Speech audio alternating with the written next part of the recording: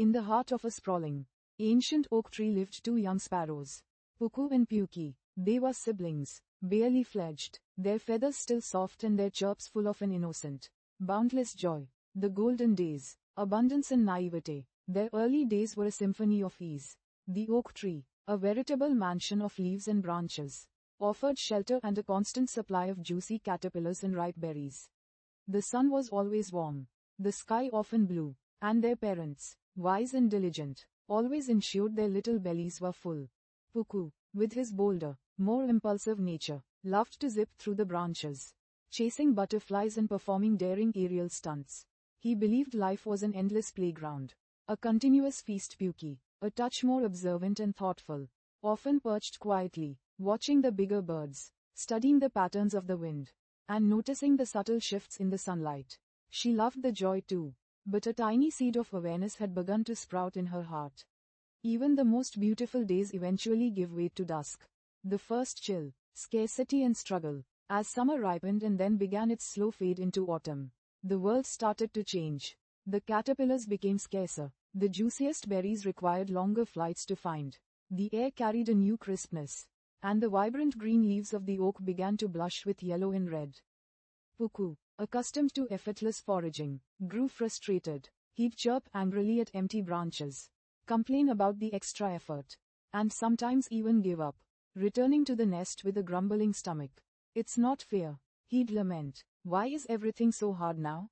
Quote, Puki, though also feeling the pinch of hunger, watched and learned. She saw the older sparrows meticulously pecking at fallen seeds, or patiently waiting by a drying stream for a late insect.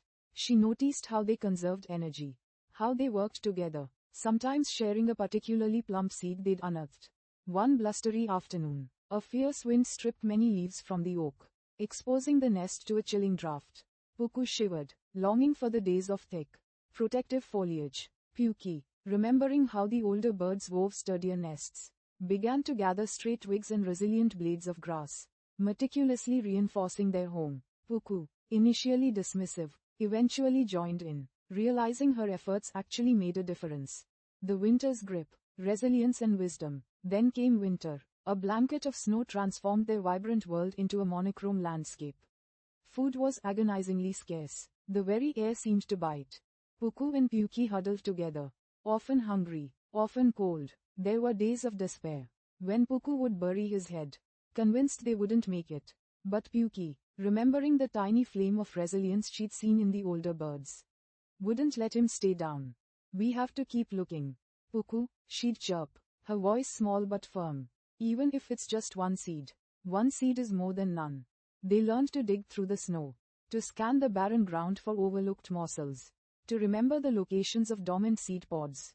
They learned to fly further, to explore unfamiliar territories where perhaps a stray human had left crumbs, or a different kind of tree offered sustenance. They learned the profound comfort of sharing a single, hard-won grain. They also learned the importance of rest.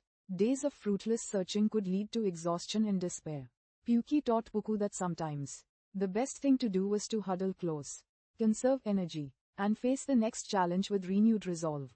The return of spring, the song of experience, when the first tender shoots of green finally broke through the thawing earth, and the sun began to warm their wings once more. Puku and Puki were different birds. Their feathers were a little more ruffled, their eyes held a deeper wisdom, but their chirps, when they came, were richer, more resonant than ever before. They still loved to play, to soar and dive, but now there was a purpose to their movements.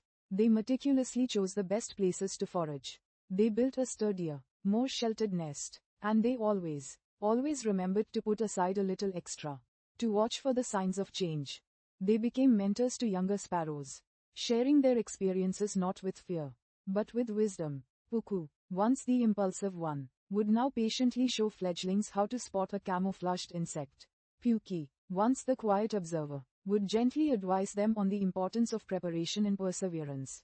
The lesson of life. Puku and Puki understood now that life wasn't just about the golden days of endless abundance. It was about the lessons learned during the chills, the struggles, and the bitter cold of winter. It was about the strength found in adversity, the ingenuity born of necessity, and the unwavering power of hope and companionship. They realized that the challenges weren't punishments, But teachers, each cold wind, each scarce meal, each moment of despair had chiseled away their naivete and forged in them a spirit of resilience. Their song was no longer just a naive melody. It was a testament to survival, an anthem of enduring hope, and a quiet, profound celebration of the strength they found within themselves and in each other. And so, Puku and Puki lived full, rich lives, their story a constant, gentle reminder that real life's greatest lessons are often hidden in its hardest seasons, waiting to be discovered, embraced, and shared.